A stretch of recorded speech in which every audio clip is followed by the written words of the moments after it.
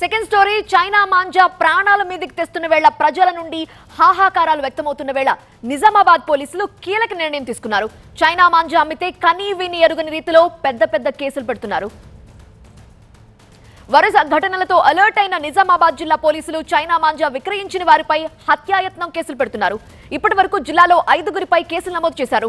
35 China manja bundles ని స్వాధీనం చేసుకున్నారు.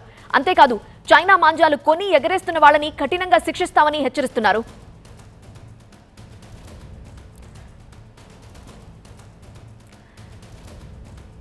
మరిన్ని వివరాలు అందించడానికి మా ప్రతినిధి దివాకర్ లైవ్ లో సిద్ధంగా ఉన్నారు. దివాకర్, ఇప్పటికే అనేక మందిపై కేసులు కూడా పెట్టారంటున్నారు. సో ఎలాంటి చర్యలు తీసుకునే అవకాశం కనిపిస్తోంది? నిజామాబాద్ జిల్లా పోలీసులు సంచలన నిర్ణయం తీసుకున్నారు.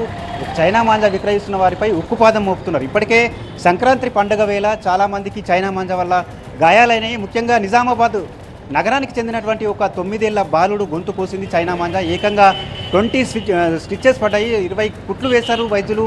చాలా కష్టం మీద ఆ బాలుని ప్రాణాలని కాపాడగలిగారు. ఇలాంటి ఘటనలు నిజామాబాద్ జిల్లాలో చాలానే జరిగాయి, ఉమ్మడి నిజామాబాద్ జిల్లా. ఈ నేపథ్యంలోనే చైనా మాంజాపై కఠినంగా వ్యవహరిస్తున్నారు పోలీసులు. ఎక్కడ లేని విధంగా హత్యాయత్నం కేసులు నమోదు చేశారు. ఇప్పటికే 5గురు వ్యాపారులపై కేసులు నమోదు చేశారు. మొదట ఆర్మూర్లో చైనా మాంజా విక్రయిస్తున్నట్టు గుర్తించినటువంటి పోలీసులు అక్కడ తనిఖీలు చేపట్టారు. అక్కడ ఒక షాపులో విక్రయిస్తున్నటువంటి చైనా మాంజా బండిల్స్ని స్వాధీనం చేసుకున్నారు. అక్కడ వ్యాపారులు ఇద్దరిని అదుపులోకి తీసుకొని వారిపై కేసులు నమోదు చేశారు. వారికి ఎక్కడి నుంచి మాంజా వచ్చిందనే కోణంలో విచారణ చేసి నిజామాబాద్ హోల్సేల్ వ్యాపారం నుంచి వస్తుందని విచారణలో తేలడంతో అక్కడికి వెళ్ళి మరో 3గురిపై కూడా కేసులు నమోదు చేశారు. ఇప్పటికే పోలీసులు తీవ్రంగా హెచ్చరిస్తున్నారు. చైనా మాంజాపై కఠినంగా మొదటి నుంచి కూడా వ్యవహరిస్తున్నారు. ఇప్పటికే అన్ని చోట్ల చైనా మాంజా విషయంలో తనిఖీలు చేపట్టారు. ఎప్పటికప్పుడు ప్రజలను కూడా అప్రమత్తం చేస్తున్నారు. ప్రజలకు అవగాహన కల్పిస్తున్నారు. ఈ మాంజా చాలా ప్రమాదకరము, నిషేధితం, దీన్ని ఎవరు వాడకూడదు, కొనకూడదని.